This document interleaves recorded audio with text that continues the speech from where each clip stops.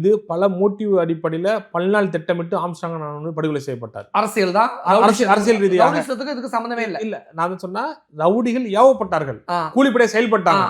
இது பின்புலமா அந்த இன்னைக்கு இருக்கின்ற செல்வ பெருந்தொகை, சேகர் பாபு முதற்கொண்டு எல்லாம் தான் சொல்றேன் நாங்க. இவங்க எல்லாம் பின்னாடி இருக்காங்க. ஏன் சொல்றேன்னு சொன்னா செல்வ பெருந்தொகை தெரியாம அஸ்வத்தாமல எந்த மூவ்மெண்ட் செய்ய முடியாது.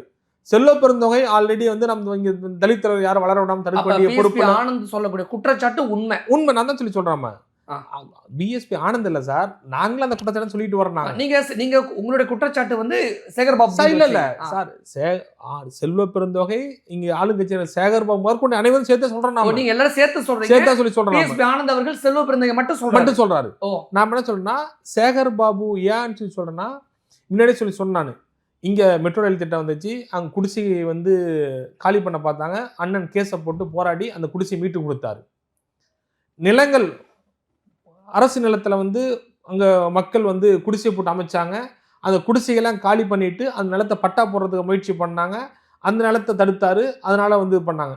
இன்னைக்கு வட சென்னையில் மிகப்பெரிய ஒரு முதலமைச்சருக்கு அடுத்தபடியே இருக்கிற நபர் யாருன்னு சொன்னால் இன்னைக்கு இருக்கின்ற சேகர் பாபு தான்.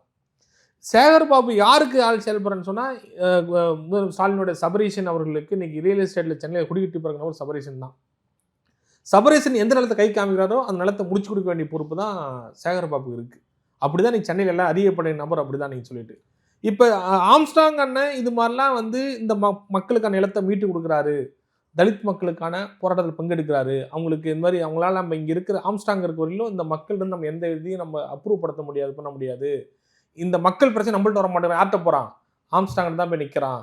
அப்போ என்ன பண்ணு சொன்னால், அப்போ இந்த அடையாளத்தை காலி பண்ணால் தான் நம்ம இங்கே வட சென்னையில் நம்ம நிலைநாட்ட முடியும் அப்படிங்கிற அடிப்படையில் ஆளுங்கட்சியோடைய தலையீடும் சேகர்பாபு தலையீடு இருக்குதுன்னு தான் நாங்கள் அணிலிருந்து குற்றச்சாட்டு வைக்கிறோம். ஆனால் இது அபாண்டமான குற்றச்சாட்டாக இருக்கு. இல்லை, பொதுமக்களே ஏற்றுக்க மாட்டாங்களே.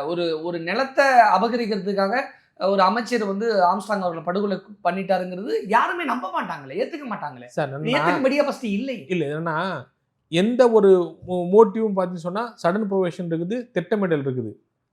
இப்போ நான் சொல்கிறேன், இந்த மோட்டிவ் ஏற்றுக்கலன்னு சொன்னால் அரை மணி நேரத்தில் எப்படி காவல்துறைக்கு வந்து ஆற்காடு சுரேஷ் மோட்டிவ் தெரிஞ்சுது? அக்யூஸ்ட் அரெஸ்ட் பண்ணலை, முழுமையாக விசாரிக்கலை, யாரையும் இன்னும் முழுமையாக தெரிஞ்சிக்கல, தெரியாமையே இது வந்து ஆற்காடு சுரேஷ் ரிவெஞ்சிங் மட்டும் தான் அப்படின்னு சொல்லி எப்படி காவல்துறையால் குற்றச்சாட்டப்பட்டு